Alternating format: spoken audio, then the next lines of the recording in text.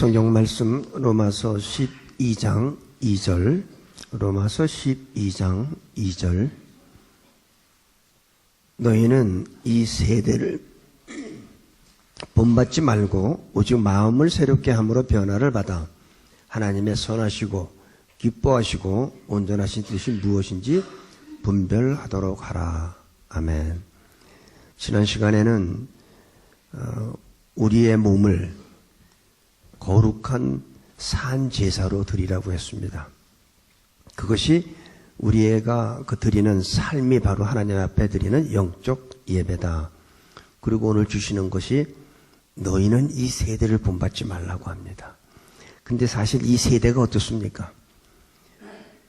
그리스도인들은 어디 산속에 가서 살 수 있는 게 아니에요. 그리스도인들은 어디 기도원에 들어가서 사는 게 아니라 그리스도인의 현 주소는 세상 한복판입니다. 그래서 예수님은 우리들한테 뭐라면 너희는 세상의 빛이라, 너희는 세상의 소금이라 이렇게 얘기를 했죠. 그래서 우리들의 주소는, 우리들이 그리스도인들이 살아야 할 주소는 세상 가운데입니다. 그래서 세상 사람들과 같이 함께 일하고 함께 먹고 함께 우리는 호흡하며 살아야 되는 것이죠. 그런데 문제는 세상 사람들의 생각과 우리들의 생각이 다르다는 겁니다. 세상 사람들은 어떻게 삽니까? 자기 중심적으로 살죠. 세상의 흐름에 따라 쫓아다니면서 삽니다. 그런데 세상에서 말하는 이 진리, 아니면 세상에서 말하는 어떤 가치관, 이런 것들은 자주 바뀌어요. 여러분, 계란 2알 먹으면 좋아요, 나빠요? 전에는 계란 먹으면 안 된다고 그랬어요. 근데 이제는 또 계란 먹으래요. 어느 게 진리예요? 이 세상에서 말하는 이런 가치관이나 진리는 그 시대에 따라서 자꾸 바뀌어요. 어떤 문명이 발달하고 과학이 발달하는 거에 따라서 자꾸 달라집니다. 그런데 세상 사람들은 세상의 그 가치관을 쫓아가면서 살고 세상의 흐름에 뒤처지면 성공하지 못한다고 생각하는 게 세상 사람들이에요. 세상에서는 남을 밟아야 내가 산다고 생각합니다. 그러니까 어렸을 때부터 자녀들 교육을 어떻게 시켜요? 경쟁 속에서 살게 합니다. 네가 재벌아 못하면 안 된다. 그러니까 학교 끝나면 무슨 어디 학원 보내고 또 무슨 예능 가르치고 얼마나 많이 애들을 볶는지 몰라요. 그러니까 미국에 온 자녀들은 축복받은 거야. 한국에 있는 자녀들 보면 너무 불쌍해요. 경쟁 속에서 살게 합니다. 왜냐하면 그렇지 않으면 자기가 죽는다고 생각을 해요. 자기가 성공하려면 남을 밟아야 된다고 생각을 합니다. 그런데 진리는요, 변하는 게 아닙니다. 진리는 절대로 변하지 않아요. 변하는 건 진리가 아닙니다. 그러면서 오늘 주시는 말씀이 내용이 보니까 너희는 이 세대를 본받지 말래요. 하지 말래요. 그리고 마음을 새롭게 함으로 변화를 받으래요. 그러니까 성경 전체의 흐름은 크게 2가지로 나눴는데 하나는 뭐냐면 하라, 하나는 하지 말라. 그러니까 네 이웃을 네 몸과 같이 사랑하라. 거짓말하지 마라. 도둑질하지 말라. 간음하지 말라. 부모를 공경하라. 그러니까 성경의 전체 내용은 크게 보면 딱 2가지예요. 하라는 것과 하지 말라는 것. 그래서 하라는 것 하면 축복받고 하지 말라는 거 안 하면 축복받는 거예요. 근데 세상 사람들은 하나님이 없다고 합니다. 하나님이 어디 있어? 사실 세상 사람뿐만이 아니라 예수 믿는 사람들도 하나님 진짜 계셔? 맞아? 이러는 사람들 많아요. 하라와 하지 말라는 것. 근데 하지 말라는 건 뭐냐면 너희는 이 세대를 본받지 말고. 구원받은 사람은 예수 믿는 삶을 살려고 하면 이 세상을 본받으면 살 수가 없어요. 다르기 때문에 생각이 다르고 가치관이 다르고 그들이 삶의 목적과 예수 믿는 사람들의 삶의 목적이 달라요. 예수 믿는 사람들은 누구를 기쁘게 하기 위해서 삽니까? 하나님을 기쁘게 살기 위해서. 하나님 나라를 위해서 살죠. 하나님을 기쁘게 해드리기 위해서. 근데 세상 사람들은 자기 중심적이에요. 굉장히 이기적이에요. 자기밖에 몰라. 저 사람이 암에 걸렸어도 내가 지금 독감 걸렸으면 내가 더 중요해. 그렇잖아요. 나 중심적이에요. 그리고 사람을 기쁘게 하는 게 세상 사람들의 살아가는 가치관이기 때문에 우리는 그 속에서 그들과 함께 호흡하고 그들과 함께 일하고 그들과 함께 살아야 되는 우리의 주어진 사명이에요. 그것이 그 가운데서 우리가 우리의 삶을 통해서 하나님 앞에 드리는 게 영적 예배라는 거죠. 그러기 위해서는 우리는 세상을 본받으면 안 된다는 거예요. 세상 속에서 너희는 하나님의 자녀답게 살아라. 그리스도인답게 살아라. 그렇게 오늘 주시는 말씀입니다. 그런데 아까도 잠깐 미국 교회 목사님하고 얘기를 했는데 뭐 슈퍼볼이 언제 한다고 그러더라고. 슈퍼볼 언제 합니까? 꼭 주일날 하죠. 꼭 썬데이예요. 재밌는 오락 프로그램도 다 썬데이예요. 그래서 교회를 못 가게 만들어 자꾸 이 세상이. 세상은 슈퍼볼을 주일날 하게 만들어요. 그렇죠? 우리 큰아들이 하도 그걸 좋아해서 주일날 슈퍼볼 하면 교회를 빠지는 걸 제가 한번 보고 많이 혼을 냈습니다. 슈퍼볼 나중에 그거 녹음된 거 보면 되는 거지. 뭐 경기 끝난 다음에 어디가 이겼는지 알면 되지. 그걸 꼭 봐야 됩니까? 예배까지 빠지면서. 사람들이 텔레비전을 안 보면 그들은 주일날 하지 않을 거예요. 텔레비전이 사람을 바꾸는 게 아니라 사람들이 텔레비전을 바꿔야 돼요. 그렇잖아요? 우리가 거기에 끌려다니니까 그들이 자꾸 우리를 조종하는 거예요. 우리는 이 세대를 본받지 말으려면 첫째 그런 것부터 우리가 바꿔야 된다고 저는 생각합니다. 두 번째로 하라는 거예요. 오직 마음을 새롭게 함으로 변화를 받으래요. 여기서 마음을 새롭게 한다는 것은 이전의 나의 모습이 아니에요. 완전히 본질의 변화. 전에도 얘기했지만 물이 아니라 더러운 물에서 마실 수 있는 깨끗한 물이 아니라 본질의 변화.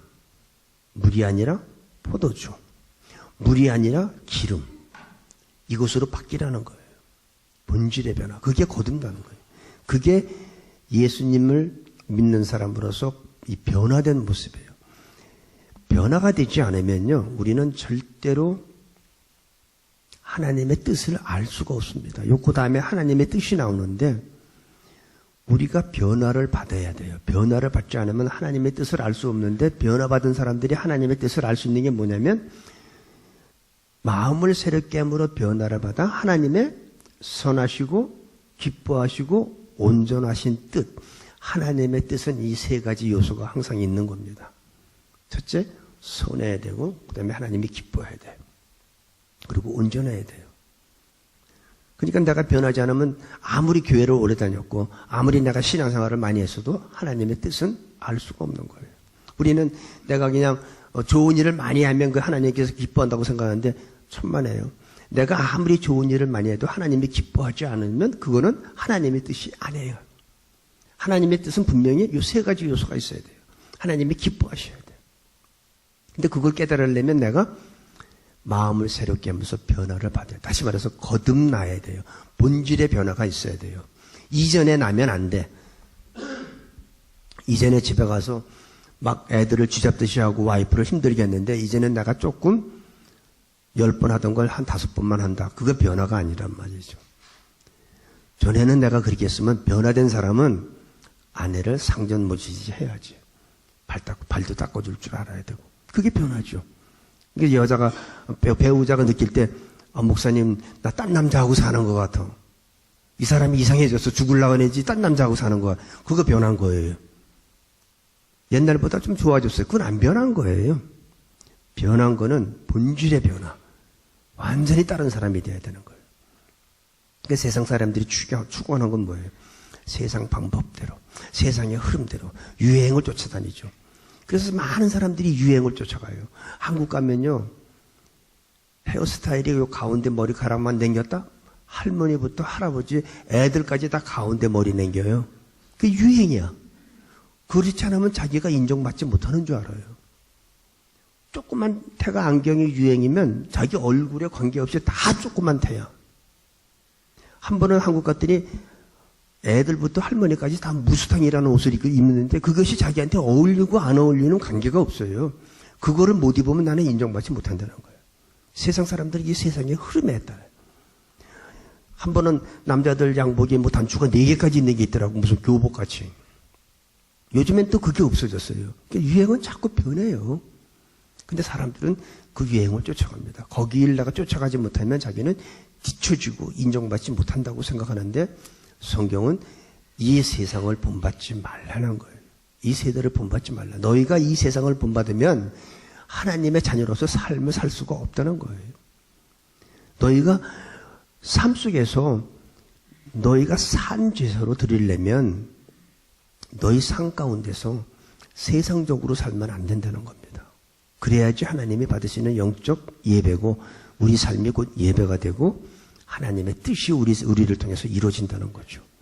그러니까 세상이 우리를 변화시키는 게 아니라 우리가 세상을 변화시켜야 돼요. 사람은, 종은요, 주인의 마음을 알아야 돼요.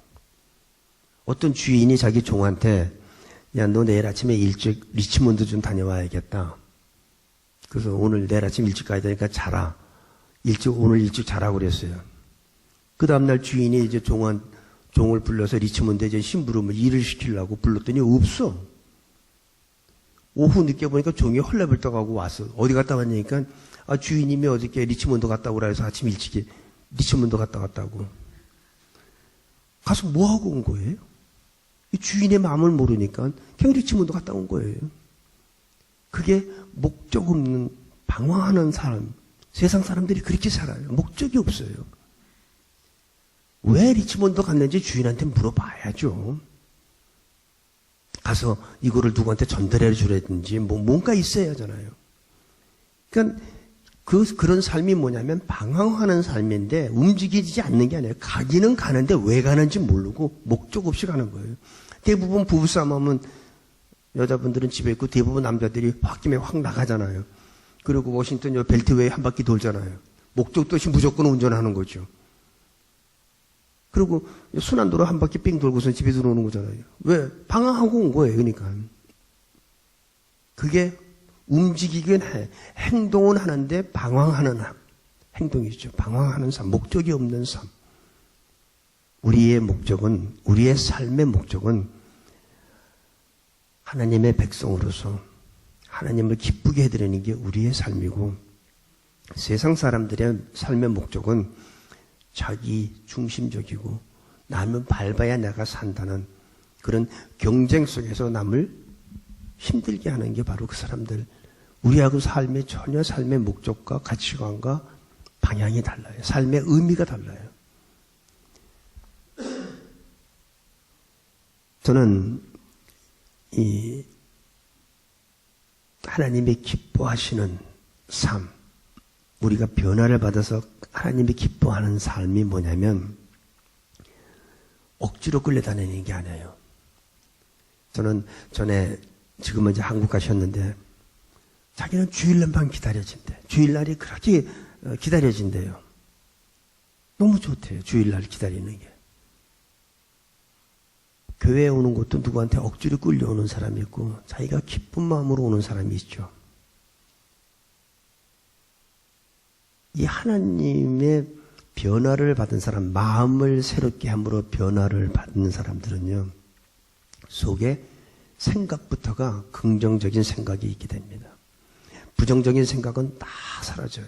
그게 세상 사람들은 너는 안 돼.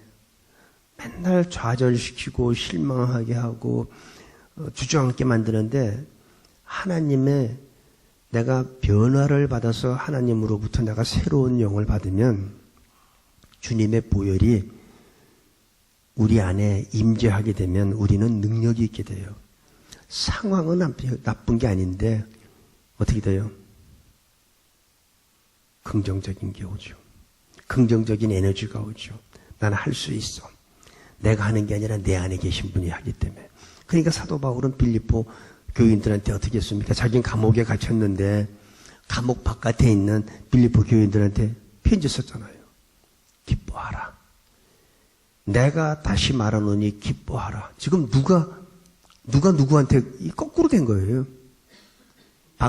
감옥 바깥에 있는 사람이 감옥 안에 있는 사람을 위로해야 되는데 감옥 안에 있는 사람이 감옥 바깥에 있는 사람들을 위로하고 있어요. 바울이 뭐가 기쁠 게 있어요? 감옥에 잡혀 있는데. 그런데도 바깥에 있는 사람한테 기뻐하라고. 아무것도 염려하지 말고 오직 모든 일에 기도와 간구로 너희 구할 것을 하나님 앞에 아뢰라. 응? 지금 감옥에 있는 바울이 그런 편지를 쓰고 있어요. 아무것도 염려하지 마라. 뭘 염려하냐? 하나님이 다 도와주실 텐데. 이게 변화된 사람의 모습입니다. 근데 이 세상에서는 너는 안 돼. 왜 살아? 그러지 마. 너는 이제 끝났잖아. 이게 세상에서 주는 악의 영이에요. 내가 아무리 하나님 자녀답게 살려고 해도 살 수가 없어요. 이걸 여러분이 쉽게 이해하는 말로 제가 할게요. 탈북하기 전에 북한에 사는 사람이 아무리 자기가 자유롭게 살고 싶어 한다고 해서 자유롭게 살 수가 있습니까? 없죠. 근데 그들이 탈북해서 남한에 오면 어떻게 돼요? 자유롭게 살죠. 그들이 자유롭게 살려면 그 북한이란 나라에서 빠져나와야 돼요. 그래야지 자유롭게 살 수 있습니다. 마찬가지로 어둠의 세력, 마귀의 세력부터 우리도 빠져나오지 않으면 내가 아무리 마음의 평강을 가질래도 안 돼요. 나는 빠져나와야 돼, 거기서. 마귀의 세력으로부터, 어둠의 세력으로부터, 부정적인 생각을 주는 세력으로부터 나는 빠져나올 때, 그때 나한테 하나님의 평강에 임하기 시작합니다. 그러니까 그런 어둠의 생각과 어둠의 이런 것들이 마귀는 항상 우리한테 마음의 생각을 넣어주잖아요.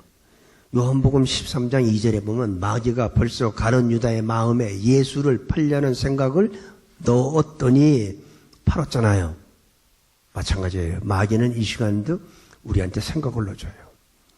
그 생각이 왔을 때 그 생각은 우리가 막을 길은 없어요. 마귀가 그런 생각을 주면은 우리는 어떻게 해야 돼요? 야, 이 더러운 악한 영아, 나한테 안 좋은 생각을 넣어주는 이 더러운 고사, 예수의 이름으로 쏙 물러가라. 예수의 이름으로 묶임받아라 하고 우리는 명령해야 돼요. 그렇지 않으면 악한 생각이 가룟 유다한테 예수를 팔려는 생각을 넣었더니 가룟 유다가 예수님을 팔은 것 같이 우리는 그런 행동을 한다는 거예요. 생각을 주는 대로. 그러니까 여러분 이제 앞으로 부정적인 생각이 오면 어떻게 한다? 나사렛 예수의 이름으로 쏙 물러갈지어다. 누가 하는 거예요? 내가 하는 게 아니라 내 안에 계신 분이 마귀를 묶고 내가 명령한 대로 됩니다. 우리 하나님은요, 들으신 대로 행하시는 분이에요. 여러분들이 부정적인 말을 하고 부정적인 생각을 하면 하나님은 그 들으신 대로 나한테 부정적으로 주지만 나는 내가 누구야? 하나님의 자녀인데 난 하나님의 딸이잖아. 내가 하나님의 아들이잖아. 그런 사람한테는 그대로 이루어집니다. 절대적으로 부정적인 생각 하지 마세요. 억지로 교회 오기는 오지만 끌려오는 분이 있고 어떤 사람은 기쁜 마음으로 오는 사람이 있어요. 어떤 사람은 또 강제로 오늘 교회 가자고 막 하는데도 아내가 남편한테 오늘 교회 가자고 막 강제로 끌려가는데도 그냥 억지로 오는 사람도 있고 어떤 사람은 또 뭐라는 줄 알아요? 여보 오늘 그러지 말고 내가 오늘 당신 옷 사줄게. 우리 쇼핑 가자. 또 그렇게 그리고 남편이 또 아내한테 그런 사람도 있잖아요. 근데 여자가 그때 당신 반지가 너무 낡았는데 지금 새 거 하나 해야지. 그러면 또 거기 또 꼬임에 넘어가는 여자들이 있으면 안 됩니다. 그때는 어떻게 해야 돼요? 속으로 해야지, 속으로. 속으로. 마귀야. 속으로 해야지. 겉으로 하면 큰일 나지. 그럼 반지 못 얻지. 그런데 진짜 이 변화받아서 마음이 새롭게 된 사람은요, 교회 오는 게 너무 기다려져요. 너무 좋아요. 미리 와 기다려요.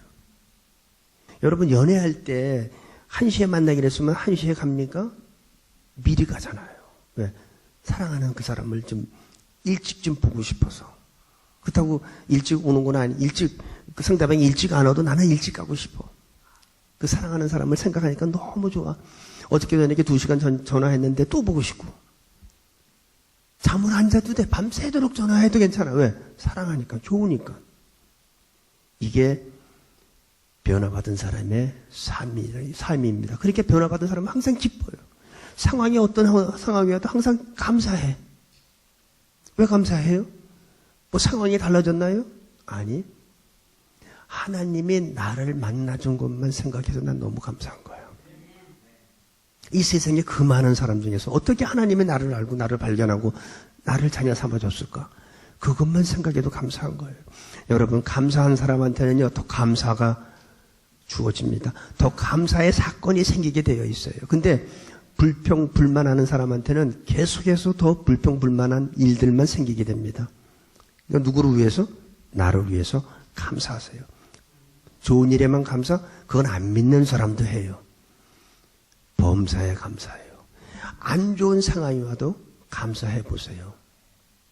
그러면 하나님께서 그 감사하는 그 삶 그대로 이루어지는 생각지도 않던 일들이 벌어지게 됩니다. 그래서 이 하나님의 자녀로서 하나님의 종으로서 살아가는 사람들은 이 그리스도인의 삶이 사실은 이 세상에서 안 맞잖아요. 생각이 다르고 가치관이 다르니까, 삶의 목적도 다르니까는 이 세상에서 사는 게 사실은 고생이 돼요. 남들은 그냥 이렇게 좀 거짓말도 하고 나쁜 옛날 말로 하면 야마시치잖아요. 이렇게. 그런데 하나님의 자녀답게 살려니까는 정직하게 살고 싶고 의롭게 살려니까 그게 얼마나 힘들어요. 고생이 되죠. 근데 진짜 중요한 거는 고생이 중요한 게 아니라 기쁨이 있느냐 없느냐가 문제예요. 고생은 그렇게 큰 문제가 안 돼요. 그러면서도 내가 기쁨이 있기 때문에. 그러니까 선교사님들이 그 오지에 가서 고생하면서도 하죠. 기쁨이 있으니까. 그 삶 자체는 얼마나 고생입니까? 컵라면 먹고 싶어도 못 먹잖아요. 거기서는. 그런데도 왜 거기서 해요? 기쁘니까. 그러니까 여러분 살아가면서 고생이 중요한 게 아니라 기쁨이 있느냐 없느냐. 아무리 좋은 일도 기쁨이 없으면 그건 하나님의 뜻이 아닙니다. 그렇기 때문에 우리는 아까 잠깐 종의 얘기를 했는데 종이 움직이는 게 중요한 게 아니라 어떤 목적을 가지고 움직여야 된다는 거예요. 가기는 가는데 왜 가는지 모르면 그게 바로 방황이에요. 내가 예수님을 믿고 교회는 오기는 오는데 왜 오는지 모르면 똑같은 거예요. 우리는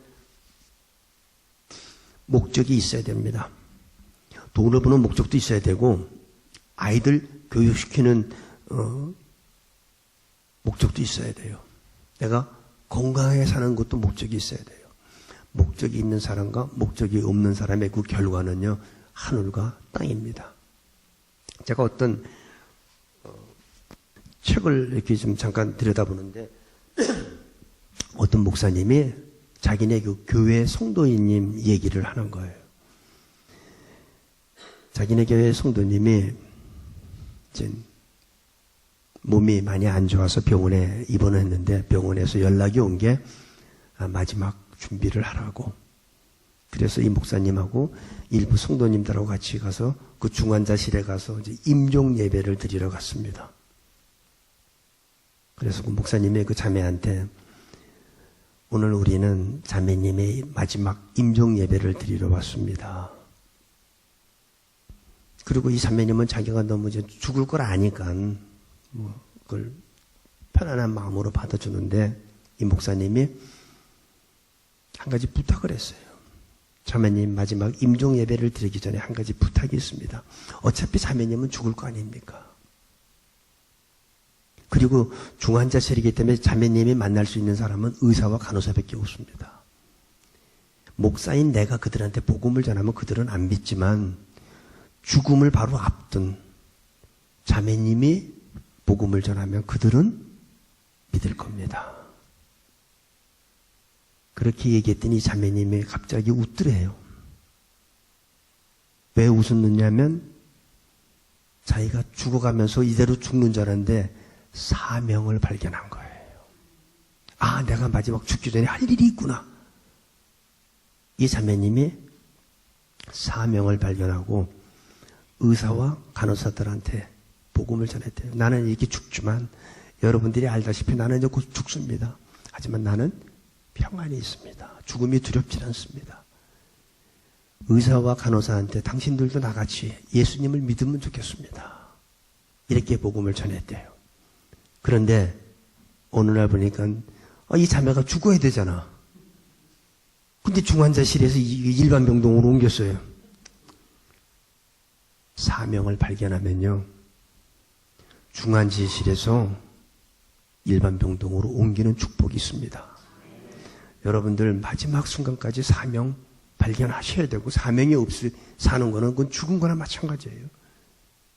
사명을 발견하니까 중환자실에서 일반 병동으로 옮기는 게 하나님이 하시는 일입니다. 왜? 그 자매는 그대로 죽는 줄 알았는데 사명을 발견했기 때문에. 목적 없이 사는 것과 목적 있이 사는 게 이런 큰 차이입니다.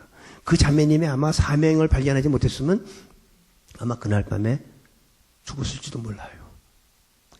근데 웃으면서 그 사명을 발견하고선 의사와 간호사한테 복음 전하고선 몸이 회복돼가지고 중환자실에서 일반 병동으로 옮겨진 놀라운 사건이 있었습니다. 그 전에는 자기가 사명 발견하기 전에는 온몸에 주사 바늘이 꽂혀 있고 산소호흡기, 각종 호수라는 호수는 다 달려 있었는데 그게 다 빠져나갔어요. 일반 병동으로 옮겼어요.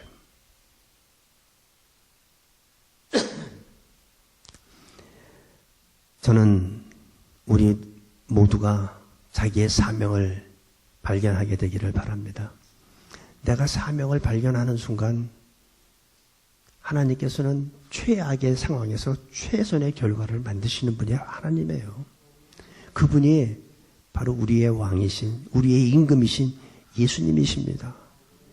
사명 발견하지 못한 분들, 오늘 이 시간에, 오늘 이 말씀을 통해서 너희들이 하나님의 선하시고 기뻐하시고 온전한 뜻이 무엇인지 분별하라는 거예요. 마음을 새롭게 하여 변화를 받으라는 거예요. 그러고 살아야지 하나님께서 우리한테 축복을 주세요. 중환자실에서 응급실에서 일반 병동으로 옮기는 축복이 분명히 사명을 발견한 사람들한테는 임하게 될 줄로 믿습니다. 최악의 상황에서 최선의 결과를 만드시는 분이 바로 하나님입니다. 여러분 지금 살아가면서 삶이 실패했다고 생각합니까?